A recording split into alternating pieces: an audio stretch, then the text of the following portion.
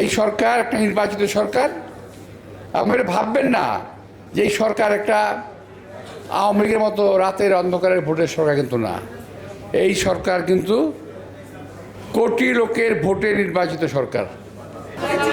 আমি এখানে বক্তব্য রাখতে আসি নাই, ইফতারে দাওয়াতে এসেছিলাম, কিন্তু আনফর্চুনেটলি আমার অন্য একটা প্রোগ্রাম পড়ে গেছে, কিংবা একই সময়ে প্রোগ্রাম হয়ে গেছে ভুলে,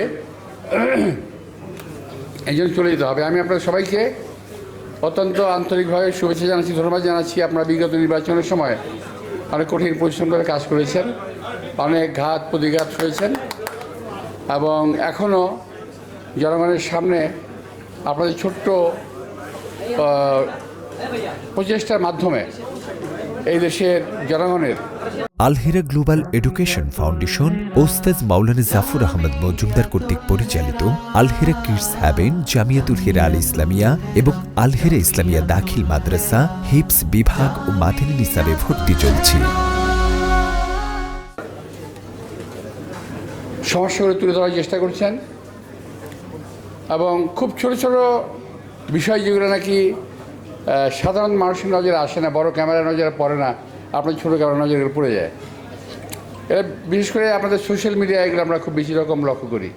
তো প্রিয় ভাইয়েরা, আমরা রাজনীতি করি, রাজনৈতিক দলের সদস্য আমি, দুইটা রাজনীতির কথা বলতেই হয়। তো আজকে আপনার শুনে আপনি জানেন যে আজকে আমাদের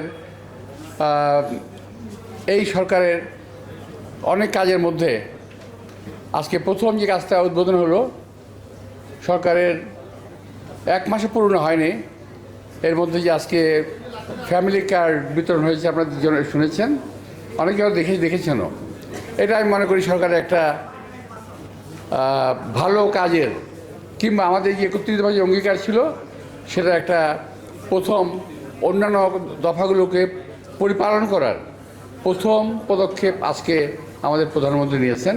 তাকে আমি ধন্যবাদ জানাচ্ছি আপনাদের সকলের মাধ্যমে।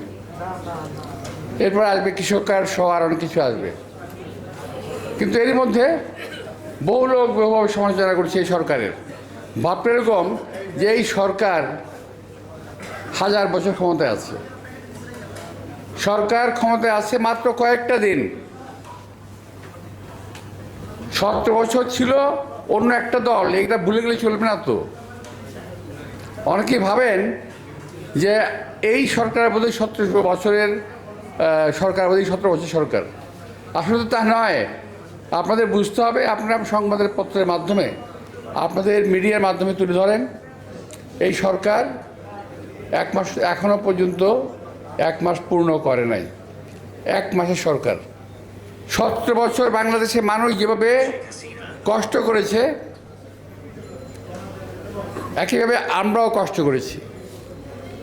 অনেকে জুলাই নিয়ে কথা বলেন, জুলাই যোদ্ধা ইত্যাদি ইত্যাদি, যে শুধু ওনারাই করেছেন। আরে ভাই, জুলাইয়ের মধ্যে আমিও তো ছিলাম।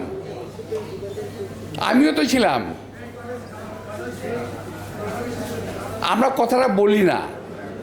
জুলাই যোদ্ধারা বলেন যে তারা বয়স কম, তারা করেছেন, বারো আমরা তো না করি না, কিন্তু আমিও ছিলাম। কর্ণফুলির সামনে ছিল আমার অবস্থান। তো আপনারা যারা বলতে যাচ্ছেন এই সরকারের সমালোচনা এখনই করেন, কালকে দেখলাম স্লোগান নিয়ে মাঠে নেমে গেছেন ঢাকার বিশ্ববিদ্যালয়ে কোনো কোনো জায়গায়। ভাই, কার বিরুদ্ধে স্লোগান দেন? এই সরকার একটা নির্বাচিত সরকার। আপনারা ভাববেন না যে এই সরকার একটা আওয়ামী লীগের মতো রাতের অন্ধকারের ভোটের সরকার, কিন্তু না। এই সরকার কিন্তু কোটি লোকের ভোটে নির্বাচিত সরকার। স্লোগান দিয়ে যে দাবির কথা বলতে পারেন, এছাড়াও দাবির কথা জানানোর একটা সিস্টেম আছে, সিস্টেম আসতে পারেন, কিন্তু দয়া করে দেশে এই অবস্থায় এই সরকারকে বিব্রত করার চেষ্টা করবেন না। কিছু কিছু লোক ক্ষমতায় যাওয়ার লোভে দেশটাকে একটা অস্থিতিশীল পরিস্থিতির মধ্যে নিয়ে যেতে চায়। আমরা আহ্বান জানাবো, এই রমজান মাসে আপনারা দয়া করে ওই অস্থিতিশীল পরিবেশ সৃষ্টি করার চেষ্টা করবেন না। এবং আরেকটা জিনিস বলবো, যে রোজা মুখে রেখে যেই হোক মিথ্যা কথাটা বলেন না, অপপ্রচার করেন না। উল্টা পাল্টা গালিগালাজ করেন না। এতে নিজেদের বংশের পরিচয় মর্যাদা কিন্তু পরিচয় পাওয়া যায়, কে কোত্থেকে আসছেন।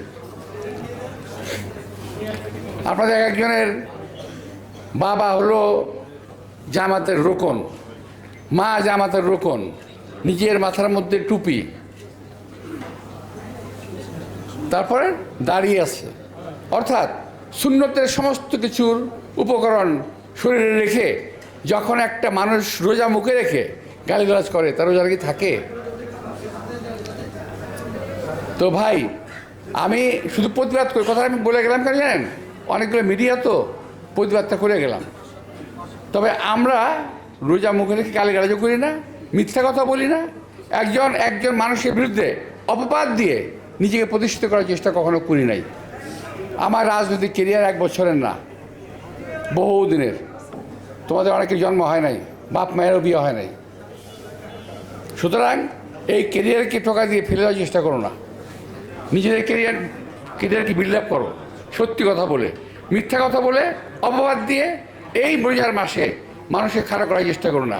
তাহলে ইনশাল্লাহ আমি বলবো যে আমি তো তোমাদের মতো এত সুন্নতি লেবাস আমার নাই, তারপরে বলবো আমার মুখের কথা কাজে লেগে যাবে, যে তোমাদেরও কিন্তু এটার জন্য দায়িত্ব বহন করতে হবে কোনো না কোনো সময়।